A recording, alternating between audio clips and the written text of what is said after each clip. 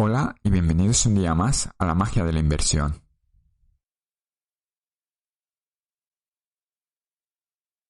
Estamos a 18 de diciembre y la semana pasada no pude grabar el podcast, pero ya os anuncio que va a ser el último podcast del año y por tanto lo voy a hacer algo más especial y va a ser algo más largo porque lo que quiero contar es lo que he hecho a nivel inversión durante este año, con detalles. ¿Por qué? Porque siempre os digo que hay que fijarse en lo que la gente haga, no en lo que la gente diga. Pues yo aquí voy diciendo una serie de pautas que es lo que yo considero que es correcto a la hora de invertir, pero os quiero mostrar lo que he hecho este año con aciertos, errores y qué cosas hay que mejorar, e ir analizándolo poco a poco.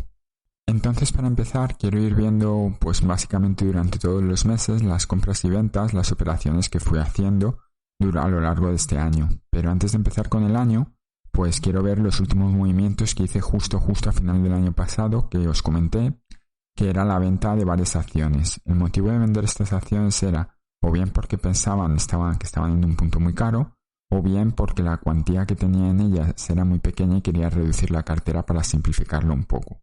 Que al final siempre me pasa lo mismo, intento simplificar el número de posiciones que tengo porque me gustaría tener menos de 20, pero al final siempre veo alguna otra nueva a muy buen precio y acabo comprando, o por lo menos a lo que yo considero muy buen precio. De tal manera que siempre tengo la cartera entre 20 y 25 acciones. ¿Y cuáles son las empresas que vendí a final del año pasado? Pues una de ellas es Consolidated Edison, que la vendía a $78,94 y bueno, hoy en día está cotizando a $95. Pues por tanto podríamos pensar que al menos durante este año pues fue un error venderla. El motivo de venderla, si no recuerdo mal, aunque lo dije en detalles en su momento, pero era porque como tenía una deuda alta y veía que tenía muy poco crecimiento, no la veía como que tenía potencial de subir y que se iba a quedar estancada en cuanto al dividendo. De hecho, aunque su cotización en bolsa haya subido, sí que es cierto que en cuanto a dividendo está estancada. Ha subido este año 1,5 céntimo el dividendo, que es simplemente subir lo mínimo para seguir considerada aristócrata del dividendo, pero digámoslo así, que está en una situación, o por lo menos yo lo veo, que no va a poder subir el dividendo ni mucho menos cercana al nivel de la inflación, aunque fuera una inflación normal del 3% o 4%. La otra empresa que vendí fue MDT, Medtronic, que la vendía a $114,3 y bueno, ahora cotiza a $76,72. ¿Por qué la vendí? Pues esta empresa, aunque la considero bastante buena y creo que a $76,72 dólares es un buen precio para comprar, la vendí porque veía por un lado que estaba un pelín cara sin ser excesivamente cara y por otro lado porque tenía muy poquita de ella y entonces era una posición mínima que tenía que pesaba menos del 1% y por simplificar la acabé vendiendo. Además, aunque la compréis en la bolsa americana, la empresa, la residencia fiscal está en Irlanda, por tanto los dividendos los graban con un 25%, eso tenerlo en cuenta. Otra empresa que vendí fue una empresa que la verdad me gusta mucho, que es ITW, y me gusta tanto que este año cuando estaba cotizando a 175 estaba pensando en recomprarla, pero pensad que yo la vendía a $246. Y ahora mismo pues ha recuperado y me lamento no haberla comprado a $175, pero ahora mismo está a $216. De nuevo aquí el motivo fue lo mismo. En su día la compré a un precio relativamente barato, no me acuerdo muy bien, pero digamos que todo el mercado estaba caro y esta empresa había caído bastante, creo que la compré como a 130 o algo así. Y bueno, y simplemente tenía muy poquito, menos del 1%, cotizaba unos precios que yo consideraba caro, que había subido mucho después del COVID y no había motivos para ello y por tanto decidí venderla.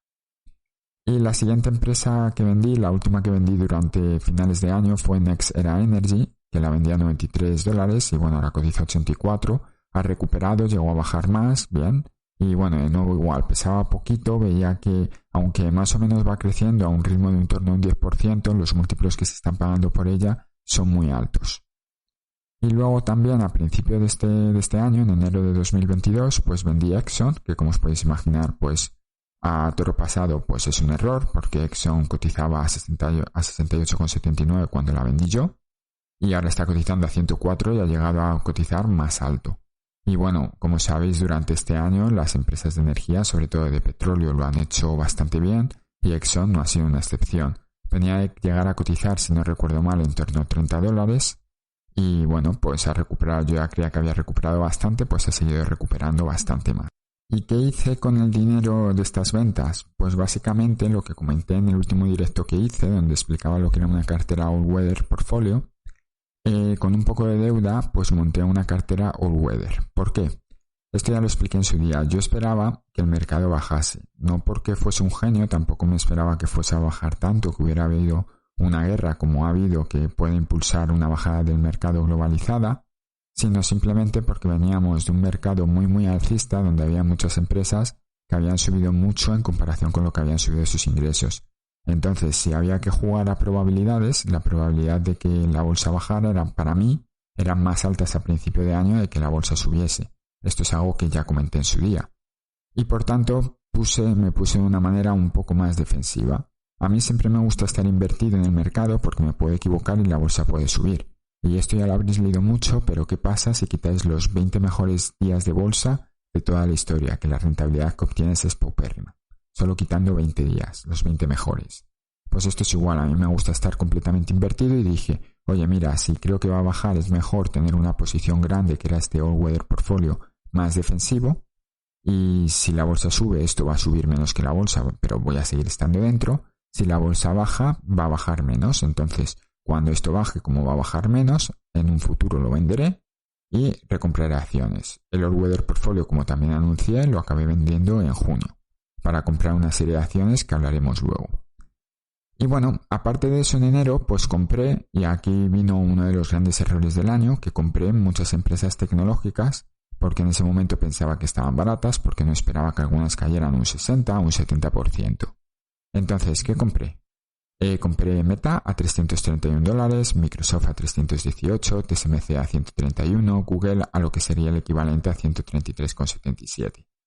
También es cierto que compré Unilever a 35,9, hoy cotiza 35,9 libras, yo lo compré en el mercado inglés, hoy cotiza 41,41, un poquito mejor, pero vamos, básicamente todas las empresas tecnológicas que compré, todas se han desplomado. Como estoy diversificado, ha afectado a mi cartera, pero no ha sido un disparo en el pie, por decirlo de una manera. Y sinceramente son empresas que creo que a largo plazo lo acabarán haciendo muy bien. Solo que, bueno, también uno podría pensar que si en 2021 Google subió un 70%, lo normal es que cayera algo, pero desde luego no esperaba que fuese a caer tanto. En febrero, pues amplié un poco de Meta, esta vez a 242,74 porque pensé que había caído bastante. Y bueno, sí ha seguido cayendo bastante más. Amplié también 3M a 150, hoy cotiza en torno a 125 o así. Y vendí Kimberly a 136,23 y hoy cotiza a 135,32. Sí que es cierto que Kimberly llegó a caer bastante más y ahora parece que está recuperando, pero por ejemplo 3M ha caído más de lo que ha caído Kimberly. Entonces, pues bueno, parece que hubiese sido mejor quedarme con mis acciones de Kimberly en vez de con las de 3M. Pero claro, de nuevo volvemos a lo mismo. A toro pasado es fácil. Pero simplemente os cuento esto para mostraros que no siempre se acierta con la compra.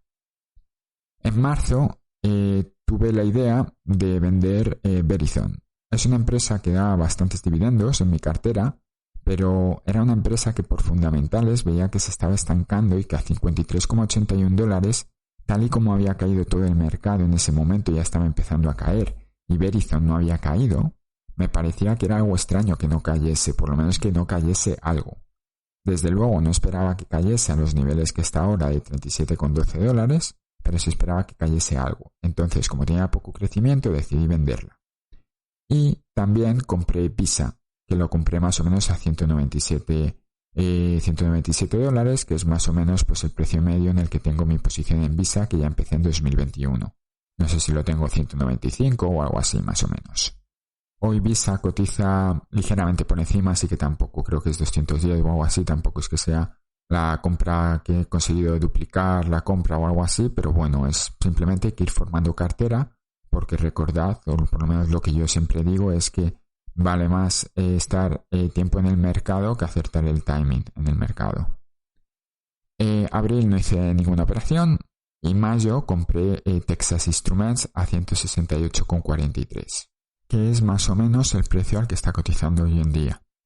Y también compré Google al equivalente porque aún no había hecho el split de 114,58, que Google ahora mismo está cotizando a 90.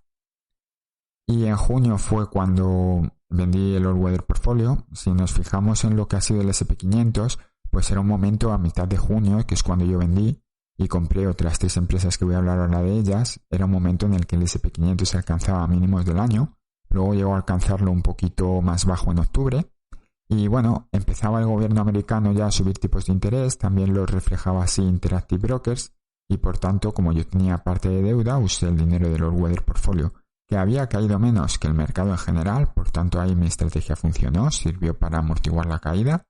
Decidí vender el all-weather portfolio, quitarme la deuda y usar el dinero que me sobraba para comprar acciones que considero bastante defensivas. ¿Qué acciones compré? Compré Procter & Gamble a 130,89, compré Lowe a 177,78 y compré Costco a 456,39. De estas empresas, pues todas han subido, Procter & Gamble y Lowe han subido su valor, Costco en su día también lo subió, ahora Costco ha bajado de nuevo y está más o menos a precios similares, así que a lo mejor amplío este mes, que todavía no he hecho compra este mes. Y pasamos a julio. En julio vi una buena oportunidad, o eso me pareció, en Disney, la compré a 91,11, ampliando mi posición, y también compré Philip Morris a 89,15. Ambas empresas cotizan ligeramente por encima hoy en día. Y en agosto decidí hacer simplemente una rotación, era vender las pocas acciones que tenía de Baba, de nuevo por simplificar cartera y porque la verdad cada vez el futuro parecía un poquito más negro para Alibaba. Las vendí a 92,81, más o menos el precio que cotizan hoy, y compré Johnson & Johnson a 166,03, ampliando Johnson & Johnson y convirtiéndola en mi mejor posición. Los que me seguís desde hace más tiempo sabéis que Johnson & Johnson me gusta mucho. Siempre digo que si da un 3% de rentabilidad por dividendo hay que comprarla. En este momento parece que no se cumple, pero se espera que tenga subidas de dividendo interesantes. Y Johnson & Johnson, digamos que es el prototipo en el que se basa invertir para mí en bolsa, que es buscar empresas defensivas, sólidas, que den más o menos un 3% de yield y que crezcan más o menos de media el dividendo un 5 o un 6%. Y si os fijáis en los números totales de mi cartera, cuando los hago más o menos intento conseguir eso. Un yield del 3%, un incremento de dividendos del 5%, por lo menos cuando invierto, la media en general. Puede que compre empresas como Google, que no dan dividendo, pero también compro Philip Morris, que da más de ese 3% de yield. También compro empresas que a lo mejor como Costco dan 1% de yield, pero tiene más crecimiento. Al fin y al cabo es un poco hacer la media para conseguir ese objetivo. En septiembre, por ejemplo, compré Qualcomm a 122,98, que es una empresa tecnológica que daba un dividendo en ese momento interesante, bastante estable de empresa, o eso me parece a mí, con posibilidades de crecer, y bueno, una empresa bastante interesante que cotiza hoy en día un poquito por debajo. En octubre volví a ver la oportunidad, como os comentaba antes, octubre volvió a caer todo el mercado a mínimos del año y compré Procter & Gamble a 128,98, ampliándola. Y en noviembre no he hecho ninguna operación, y en diciembre de momento nada, pero estoy pensando, como os he comentado antes, si aumentar Costco, si a lo mejor aumentar un poco de Google, ya veremos. También os quiero comentar que yo en febrero pues cobro el bono anual y espero que es tener precios bajos porque ahí entonces meteré más dinero. Como podéis ver, no soy ningún genio invirtiendo. He invertido algunas compras, he acertado, otras la he cagado completamente, pero al final pues vas teniendo una media. Y siempre os digo de diversificar temporalmente y si os fijáis básicamente he comprado todos los meses, menos en abril y menos en noviembre. Que no sé por qué no compré, quizás porque compré un mes antes bastante más o porque no veía nada para comprar, ¿vale? Pero es un poco para que os hagáis una idea, pues más o menos cómo voy haciendo mi cartera. Al final lo que hago es ir poco a poco acumulando, tampoco me importa tanto el precio al que he comprado y el precio al que cotiza hoy en día porque 6 meses, un año es nada en bolsa, habría que esperar 5 años, 10 años para poder evaluar algo. Pero simplemente os digo los precios para que tengáis una idea pues a qué precio suelo comprar, que veáis que no siempre compro en el mejor precio posible, muchas veces compro incluso en el peor, pero bueno, más o menos os puedo decir con experiencia que comprando poco a poco y teniendo tiempo en el mercado se acaba consiguiendo resultados bastante positivos. Tras este pequeño análisis de compras, ventas que he ido haciendo a lo largo de todo el año, pues ahora me gustaría hablar de otro tema que suele ser bastante interesante en la comunidad, que suele ser el de la venta de opciones puts. Yo este año he vendido solo una put que ha sido de Starbucks, que tenía el precio de ejecución en $70, la vendí si no recuerdo mal en junio más o menos, y básicamente me dieron una prima de unos $400 y expiraba este viernes 16 de diciembre, que ha expirado y no se me ha ejecutado. Las puts a mí me tienen un poquito, digamos así, contrariado. ¿Es buena estrategia? No lo es. Y os explico por qué. Porque yo cuando vendí este contrato, yo estaba segurísimo de que si Starbucks llegaba a estar por debajo de $70, yo la quería comprar 100 acciones de Starbucks, que es dinero incluso en mi cartera, son $7.000. Iba a ser una posición importante en mi cartera. Bien. Las hubiera comprado y si se me hubiera ejecutado la put me hubiera quedado con las acciones, porque yo todas las opciones puts que vendo no es solo para comprar la prima, para cobrar la prima y que no se ejecute, no. Yo las vendo porque si las compro las acciones me las quiero quedar. Y si no, pues bueno, me he llevado esos $400. ¿Qué pasó? Que durante la caída, sobre todo de junio, Starbucks llegó a tocar los $69, 69 con algo.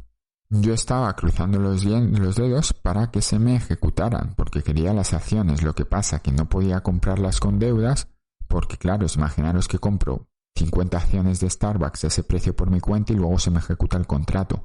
Acabo teniendo bastantes más Starbucks de las que quería. Pero bueno, decidí hacer esa operación de puts, ¿vale? Al final mucha gente considerará que me ha salido bien porque he conseguido los $400 sin ningún problema. Pero por otro lado, si yo hubiera comprado esas 100 acciones directamente cuando Starbucks tocó los $70, que tocó los 69, pues ahora mismo Starbucks cotiza casi a $100. Hubiese ganado 100 acciones por $30 de diferencia, hubiera ganado $3.000, que es bastante más de los $400 que cotiza ahora.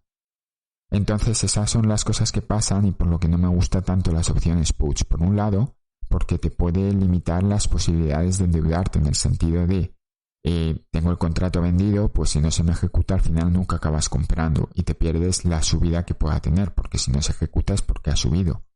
Por otro lado, también quiero recordar a todo el mundo que a mí no me gusta vender puts como loco, o por lo menos tener más puts vendidas de las que puedo cubrir, por una simple razón, porque cuando viene una caída del mercado, evidentemente, una acción puede caer de manera puntual y que todo el mercado sea alcista. Pero si viene una caída generalizada, como cuando pasó el COVID, es una caída rápida, empiezan a saltar puts. Y si tienes muchas vendidas, te empiezan a ejecutar. Y sobre todo es peor si tienes vendidas opciones puts que no quieres. Sí, hay maneras de, digamos así, de protegerte, como roleando la put, cubriéndolas y cosas por el estilo, más avanzadas, ¿vale? Pero al fin y al cabo eso va mermando la rentabilidad de la put. Y al fin y al cabo, si empiezas a rolar mucho una put para que no se te ejecute, acabas pagando dinero para que no se te ejecute. Me explico con palabras simples. Si yo no hubiera querido Starbucks y cuando cotizaba a $69 hubiera decidido rolar la put para asegurarme que no se me ejecutasen, hubiese tenido que pagar dinero y hubiera perdido dinero. O si hubiera cerrado mi contrato, que lo podía haber cerrado en ese momento, pues a lo mejor cerrar el contrato me hubiera costado $700 y me habían dado 400 y hubiera perdido 300. Entonces esos riesgos están ahí. Yo uso las puts, normalmente no vendo más de 1 o 2 al año y las uso en acciones que quiera comprar y que pueda comprar. Y para acabar el tema de las puts, recordaros que hubo gente que lo pasó muy muy mal durante el COVID porque se les saltaron muchas puts, muchas opciones, no tenían para pagar o tenían para pagar pero tenían que enviar el dinero al broker y tardaba más de 24 horas, por tanto el broker empezaba a vender posiciones, que durante el COVID era lo peor que podías hacer porque era cuando estaba más bajo. En fin, un desastre. En cuanto a dividendos, pues os podéis imaginar, he vendido, como dije, a final del año vendí empresas que daban muchos dividendos, como Consolidated Edison, que me daba en torno a un 4%, Exxon, que me daba en el momento que yo la compré en torno al 6%, y digamos que Kimberly también me daba bastante buen dividendo, Verizon, pues he vendido buenos pagadores de dividendos que este año no he cobrado. Para mi sorpresa, aún así he conseguido, o voy a conseguir porque me falta algún dividendo por cobrar, ganar más dividendos que el año anterior. Un poquito más, pero al menos no es decreciente, por decirlo de una manera. Sí que espero para el año que viene, que no estoy planeando hacer ventas de empresas porque ya limpié las empresas que tenía solo porque repartían un dividendo alto, pues sí que espero que estos dividendos el año que viene crezcan bastante más. Para que os hagáis una idea, ya lo puse en un tweet, básicamente a mí solo por el efecto de que mis empresas suban los dividendos, si yo no hubiera comprado acciones, solo por eso hubiera ganado un 5% más de dividendos, que es básicamente el objetivo que buscaba, 3% de yield, 5% de crecimiento de dividendo. Y bueno, eso como lo calculo, por si alguno tiene curiosidad, pues básicamente cojo las acciones que tengo hoy en día, el número de acciones, ¿vale? Y eso lo pongo fijo, aunque no tuviera las mismas acciones a principio de año. Y lo único que hago es pongo en una columna de Excel el dividendo que me hubieran pagado en 2021, en otra columna el dividendo que me hubieran pagado en 2022, multiplico por el número de acciones las dos columnas y veo la diferencia. Y esa diferencia es de un 5%. Es una manera así rápida de calcular un poco este efecto de interés compuesto de subida de dividendos. Así que en tema de dividendo, bien, sí que es cierto que me gustaría ir ya ganando o cobrando cada vez más dividendo.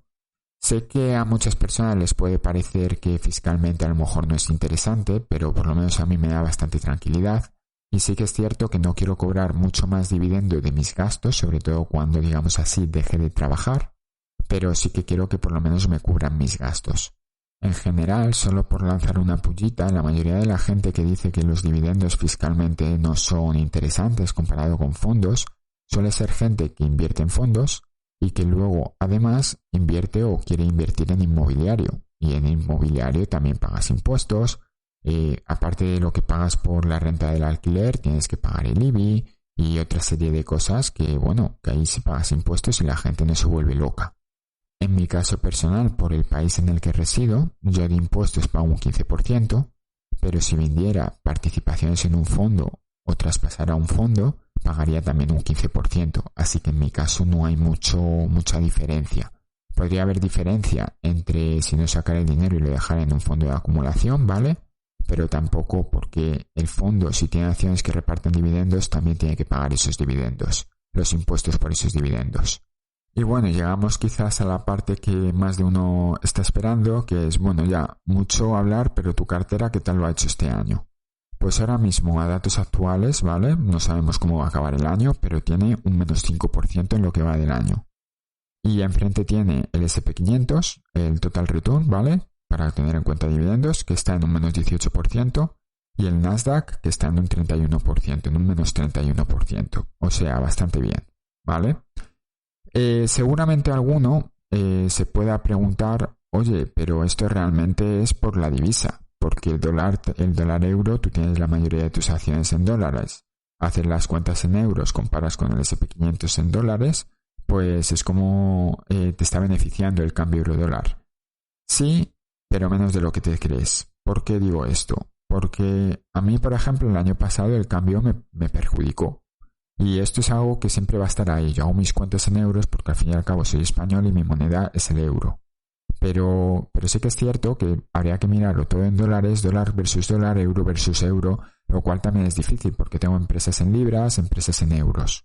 Y es cierto que en un momento de este año, la máxima caída del euro respecto al dólar fue de un 16%, que quieras o no, se nota mucho a la hora de una rentabilidad meterle un 16% solo por cambio de divisa.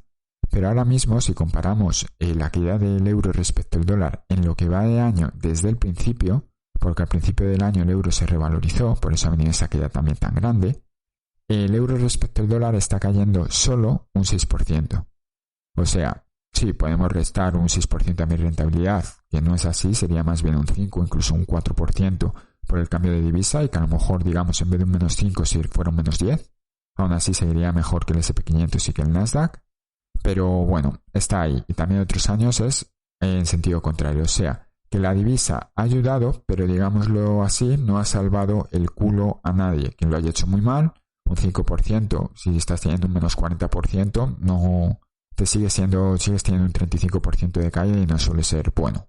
También, como curiosidades, pues he mirado cuál ha sido la caída máxima de mi cartera en lo que va de año, es decir, de un máximo a un mínimo, cuál ha sido la caída máxima para poder saber la volatilidad, y ha sido de un 12%. El SP500 Total Return ha sido de un 24,5%, el doble.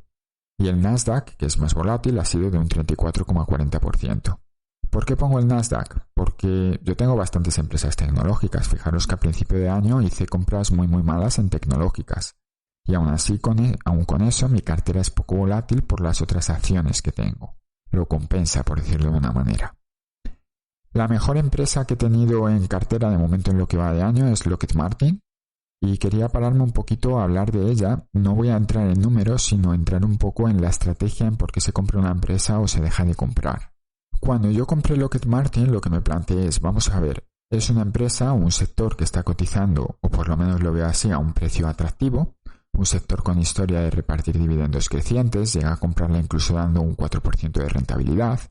Y bueno, como no quiero centrarme solo en una, venga, también compro General Dynamics, que también lo he hecho bien, ¿vale? Y bueno, compro estas dos empresas, las empiezo a comprar, pues eso, por ejemplo, Lockheed Martin a 330, 350, 370, ahora mismo cotizan a 490. Todas estas compras las hice en 2021, o sea, yo no sabía que iba a haber una guerra y que a lo mejor eso ha ayudado a que estas empresas suban, por decirlo de una manera, su cotización porque han recibido más pedidos. Eso es cierto que en esa parte ha habido suerte. Pero claro, ¿realmente ha sido suerte o no? Porque yo lo que hago es estar diversificado en muchos sectores. Y este año ha sido a lo mejor el sector militar el que lo ha hecho bien, o el sector de la energía. Pero sin embargo, otro año el sector militar lo hará mal y la tecnológica lo hará bien. El sector tecnológico lo hará mal y el siguiente, el defensivo, lo hará bien. Es decir, no se puede saber, lo importante es estar en todo para que la media vaya siendo positiva, que es lo que se intenta. Y Lockheed Martin en concreto es un caso todavía más polémico por varias razones. Por ejemplo, si tú tienes de broker de giro, no puedes comprar Lockheed Martin porque la empresa lo prohíbe, básicamente. Tú vas a buscar Lockheed Martin y te dicen, oye, nosotros empresas militares no negociamos con ellas. Muy bien. Por otro lado, puede haber también una parte ética de algunas personas que digan, oye, yo no quiero invertir en armamento. Y está muy bien y es muy respetable. Por ejemplo, Warren Buffett decía, soy lo suficientemente rico como para permitirme no invertir en tabaco. Pues es perfectamente respetable. En el caso militar yo no lo veo como algo tan malo, y esto ya es un motivo personal, y es porque al fin y al cabo que tú no tengas armas no significa que otros países que puedan ser quizás más agresivos o que no respeten tanto a otra serie de países las vayan a no tener. Entonces pueden tenerlas y tú necesitas armas también para defenderte. Y esto es así, nos guste o no nos guste, es una realidad.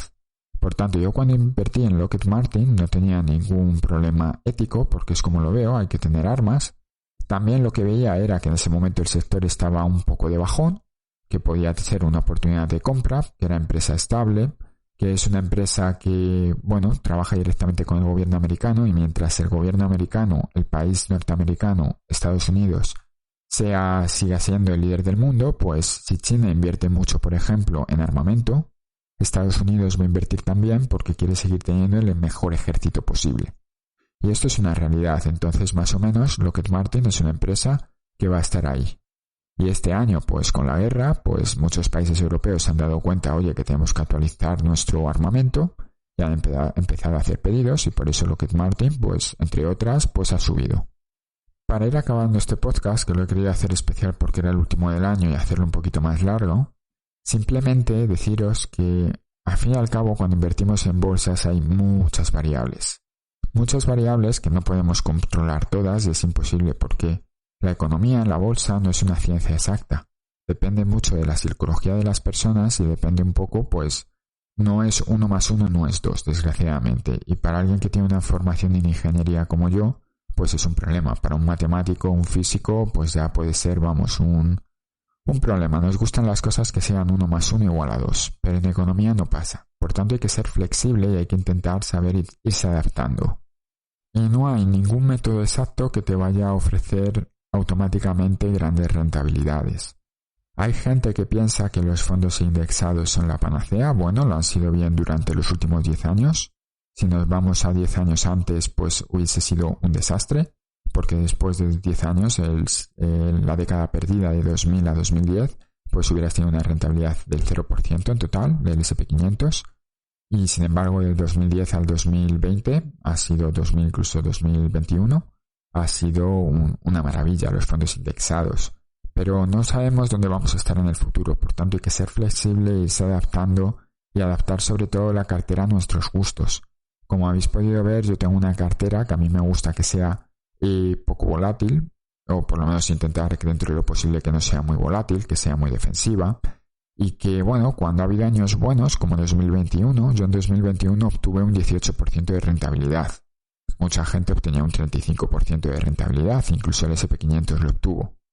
Pero claro, el siguiente año es malo, y el siguiente que ha sido malo yo estoy en un -5, mientras que el S&P 500 Total Return está en un -18, y seguramente muchas de estas gentes que el año pasado anunciaba por Twitter, por ejemplo, de este año cierro el año con un más 40% de rentabilidad, este año pues a lo mejor está en un -30 y desde luego no lo van a anunciar que está en un -30. Y sí, simplemente por estadística habrá alguien que el año pasado haya conseguido un más 50 y este año haya conseguido otro más 50%. Pero eso es complicado de hacer y ni siquiera es estadística. Por suerte alguien lo tiene que conseguir, ¿no? Pero eso no significa que a muy largo plazo eso sea replicable. Por tanto, yo adapto mi cartera a mis necesidades personales y vosotros las tenéis que adaptar cada una a vuestras necesidades personales. Yo las caídas en bolsa las llevo a pesar de llevar muchos años, pues hombre, prefiero que mi cartera caiga menos que el mercado, y sin embargo hay otras personas que les da mucha rabia ver cómo todo el mundo entre comillas se hace rico con una cartera que sube, como el año pasado el S&P 500, un 35%, y que su cartera solo suba un 15, un 18%, pues eso les molesta más. Prefieren tener la alta volatilidad, así el año que todo sube ellos suben más, y luego si el año que todo baja ellos bajan más, pues les da un poco igual. Cada uno tiene que adaptarse un poco a sus gustos, a su psicología, a su preferencia e ir manteniendo una estrategia que sea, digámoslo así, continuista a lo largo del tiempo. Yo lo que sí que veo un error es ir cambiando de estrategia a la que esté de moda. Yo ya llevo muchos años haciendo esto, yo empecé a invertir en 2013, invertía sobre todo en empresas españolas, luego en 2018 algo me hizo clic, en el último trimestre de 2018 que fue malo, y decidí empezar a cambiar todas las mejores empresas del mundo que están en Estados Unidos y desde entonces sigo con la estrategia. No soy un talibán de que todas las empresas tienen que repartir dividendo o todas las empresas tienen que dar un 3% de yield, un 5% de crecimiento, ¿no? Lo que hago es ir viendo la cartera en su conjunto y por tanto voy a seguir comprando empresas como Google, voy a seguir comprando empresas como Altria o Philip Morris y voy a seguir comprando empresas, por supuesto, como Johnson & Johnson. Espero que este resumen no muy breve de mi experiencia inversora durante este 2022 os haya sido interesante y os pueda pues un poco ayudaros en el futuro. Y nada más, desearos felices Navidades, felices fiestas, feliz Año Nuevo y seguramente nos escucharemos el domingo 8 de enero. Hasta luego.